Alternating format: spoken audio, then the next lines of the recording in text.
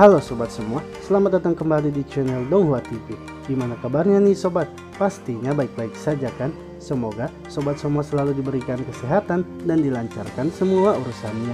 Di video kali ini, saya akan melanjutkan cerita dari Donghua 100,000 Years of Revenue di part ketiganya. Pada part sebelumnya, Liu yang mencoba melarikan diri ditahan oleh Shu Yang di depan gerbang sekte Tianlan. Liu pun mencoba memprovokasi Shu Yang, namun Shu Yang yang mengetahui maksud Liu malah langsung menghabisinya. Setelah itu Shu Yang pergi ke sekte Yunsan. Dengan petirnya, ia menghabisi para murid sekte itu dan menghancurkan bangunannya. Liu Shen yang merupakan ketua sekte sangat terkejut dengan perbuatan Shu Yang.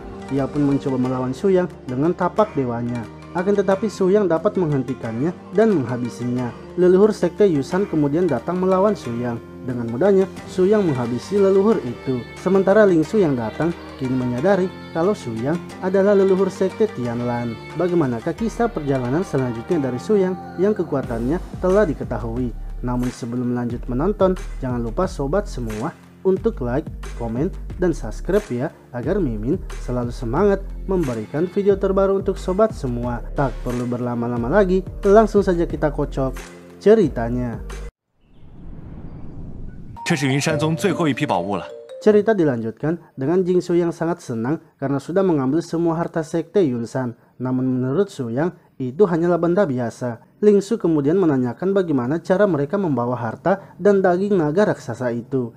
Shu Yang pun memberikan Ling Su sebuah benda, di mana itu adalah sebuah cincin penyimpanan. Ling Su pun terkejut karena benda itu hanya sekte terataslah yang bisa memilikinya. Lalu saat sudah berada di sekte Tianlan, Shu Yang melihat sebuah benda, yang mana itu adalah kunci yang dapat menutup ruang dan persepsi. Jika saja ia tidak memaksakan dirinya untuk keluar, mungkin saja ia masih akan berada di dalam gua. Shu Yang merasa sepertinya seseorang ingin agar dirinya tidak keluar.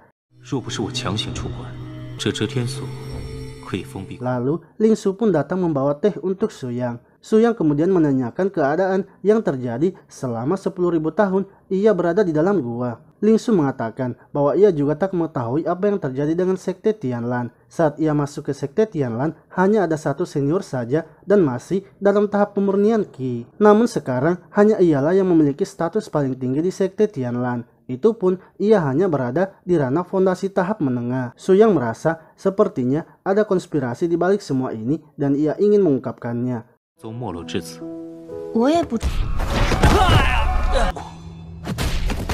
Lalu tiba-tiba seseorang datang menyerang sekte Tianlan. Pria itu mengatakan bahwa ia mendengar kabar sekte Tianlan sekarang sangat kuat karena sudah bisa memusnahkan sekte Yunsan. Jingsu yang menyerangnya menyadari kalau pria tersebut berada di ranah jin dan tahap menengah.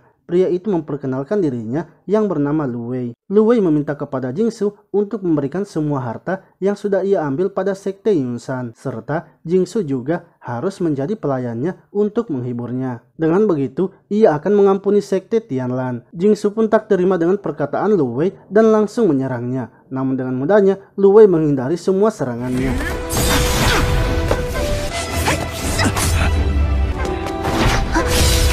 Sementara itu, Shu Yang kini telah keluar melihat pertarungan mereka, yang mana Jingsu kini telah dibuat terpojok. Lu Wei pun menginjak Jingsu yang masih berada di tahap menengah. Ia kembali menanyakan jika Jingsu masih ingin menjadi pelayannya. Namun Jingsu tetap menolaknya dan tiba-tiba Shu Yang pun memberikan kekuatannya kepada Jingsu.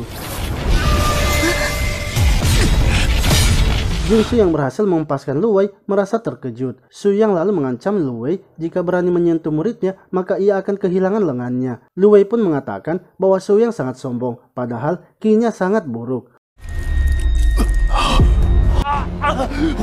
Lu Wei terkejut karena Shu Yang bisa melukai lengannya. Ia akhirnya mengeluarkan lonceng jiwa sehingga membuat mereka kesakitan. Menurut Lu Wei, tak ada yang bisa lolos dari lonceng jiwanya dan mereka pasti akan tewas. Akan tetapi, Shu Yang ternyata bisa menghentikan lonceng jiwa itu. Ia pun mengambilnya dan langsung menghancurkannya. Lu Wei kemudian memohon untuk diampuni. Namun menurut Shu Yang, siapapun yang menyakiti muridnya maka harus dibinasakan.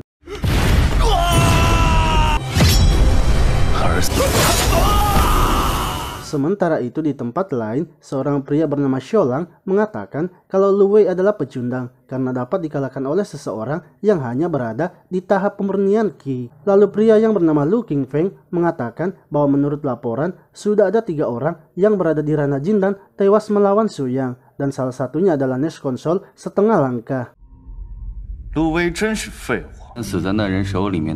Seorang wanita bernama San Yang mengatakan kalau Su Yang terlihat tampan, namun menurut pria yang bernama Chu Chan, walaupun tampan tapi tidak berguna. Sebaiknya San Yang mencoba bermain dengannya saja dan pastinya akan merasa puas. San Yang malah tertawa karena Chu Chen hanya akan menggelitiknya saja. Lu Qingfeng kemudian memerintahkan San Yang untuk pergi menghabisi Su Yang. Lalu, seorang pria yang sedang berjalan melihat San Yang yang lewat di depannya. Ia pun langsung tergoda dengan kecantikan San Yang. Hal itu pun dimanfaatkan oleh San Yang dengan menghabisi pria tersebut menggunakan tekniknya. Sementara itu di Sekte Tianlan, para murid-murid sedang berlatih. Sedangkan Su Yang kini sedang bersantai melihat para muridnya berlatih. Lalu, San Yang pun kini telah datang di Sekte Tianlan. Para murid yang melihatnya merasa takjub dengan kecantikan San Yang. San Yang yang melihat Su Yang sedang bersantai merasa ingin segera mencicipinya. Dan sebentar lagi, Su Yang akan menjadi binatang yang dapat diperintah oleh nafsunya. Ia kemudian mengeluarkan teknik ilusinya dan langsung menggoda Su Yang, di mana Su Yang pun kini dikelilingi oleh beberapa kembaran San Yang.